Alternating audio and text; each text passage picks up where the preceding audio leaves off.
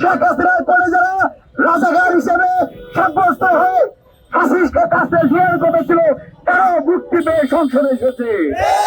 সরকার আমাদের জুলাই সনদ বাস্তবায়ন না করে তাহলে কিন্তু আমরা সংসদ ভবন ঘেরাও করতে আমরা দ্বিধাবোধ করব। আমাদের এখানে আজকে জানানোর স্পষ্ট বাধা আমরা দিতে চাই, বর্তমান সরকার 2000 শহীদের রক্তের উপর দাঁড়িয়ে গঠিত একটি সরকার।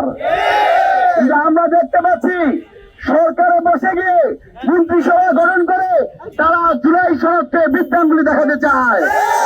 আমরা রাজু ভাস্কর্যের এই পাদদেশ থেকে স্পষ্ট বলতে চাই 68% মানুষের রায়কে বিজ্ঞানগুলি দেখার ক্ষমতা আপনাদের নাই। আমরা দেখতে পাচ্ছি এই অভ্যুত্থানের মধ্য দিয়ে একজন নির্বাচিত নেতা 70 বছর পর বাংলাদেশে এসে জনগণের প্রত্যেকে ভোটের মধ্য দিয়ে প্রধানমন্ত্রী হয়েছে।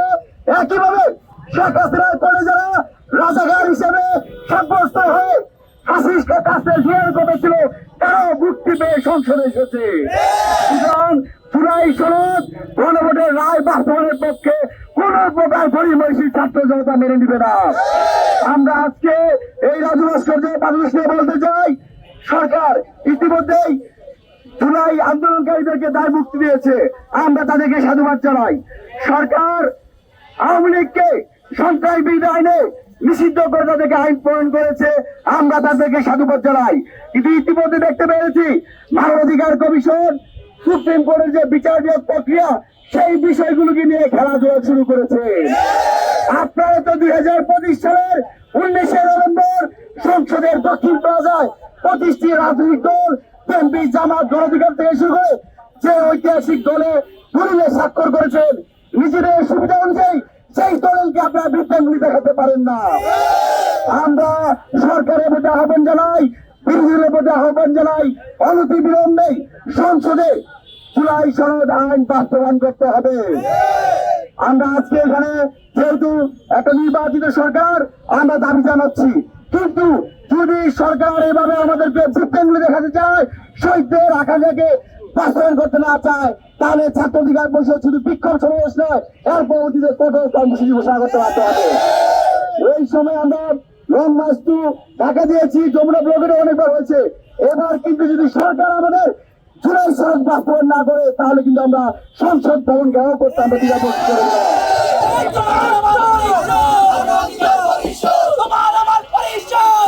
আমাদের বক্তব্য গণভোটের যে রায় এসেছে সেই রায়ের প্রতি সম্মান দেখে, শহীদদের আকাঙ্ক্ষার প্রতি সম্মান দেখে সরকার জুলাই সনদ বাস্তবায়ন করবে। পাশাপাশি আরেকটি কথা বললেই নয়, আমরা এমন একটা বাংলাদেশ পেয়েছি যেখানে তথ্য দেওয়া হবে না, পারিবারিক তন্ত্র কায়েম করবে না, কিন্তু বাংলাদেশের একটি ঐতিহাসিক বিষয়, আমাদের আবেগের জায়গা সেই ক্রিকেট বোর্ডকে তারা পারিবারিক ক্রিকেট বোর্ডে রূপান্তরিত করেছে। শেখ হাসিনা যেমন ক্রিকেট বোর্ডকে ধ্বংস করেছে, অন্তর্বর্তীকালীন সরকার সাবেক উপদেষ্টা আসিফ মাহমুদ তার নিজস্ব দলীয় লোকদের প্রত্যেকটা জেলা কমিটি দিয়েছে, তারই ধারাবাহিকতায় বিএনপি ও তার নেতাদেরকে সেই বিসিবিতে দায়িত্ব দেওয়া হয়েছে। আমরা বিসিবিকে স্বায়ত্তশাসিত প্রতিষ্ঠান হিসেবে সরকারের এই নগ্ন হস্তক্ষেপকে নিন্দা জানাই। একই সাথে আজকের এই সমাবেশ থেকে ছাত্র অধিকার পরিষদ স্পষ্টভাবে বার্তা দিচ্ছে, অনতি বিলম্বে সুপ্রিম কোর্টের আলাদা যে সচিবালয় করার প্রস্তাবনা দেওয়া হয়েছে সেই প্রস্তাবনা আমরা মেনে নিতে হবে। মানবাধিকার কমিশন যে অধ্যাদেশ বাতিল করার প্রস্তাবনা পাশ হয়েছে সেটাই সংসদে আবার পুনরুত্থাপন করতে হবে। সংবিধান সংস্কার অবশ্যই অবশ্যই অবশ্যই করতে হবে। ধন্যবাদ জানাই সাংবাদিক বন্ধুদেরকে, আমাদের পাশেই আমাদের সহযোগিতা বন্ধুরা গণভোট এবং জুলাই রায়কে বাস্তবায়ন করার জন্য আন্দোলন অনুসরণ করছে। সেই অনুসারে আমরা ছাত্র অধিকার পরিষদের পক্ষ থেকে সমিতি প্রকাশ করছি, যতদিন না পর্যন্ত জুলাই গণভোট বাস্তবায়ন হবে ততদিন পর্যন্ত ছাত্র অধিকার পরিষদ রাজপথে থাকবে।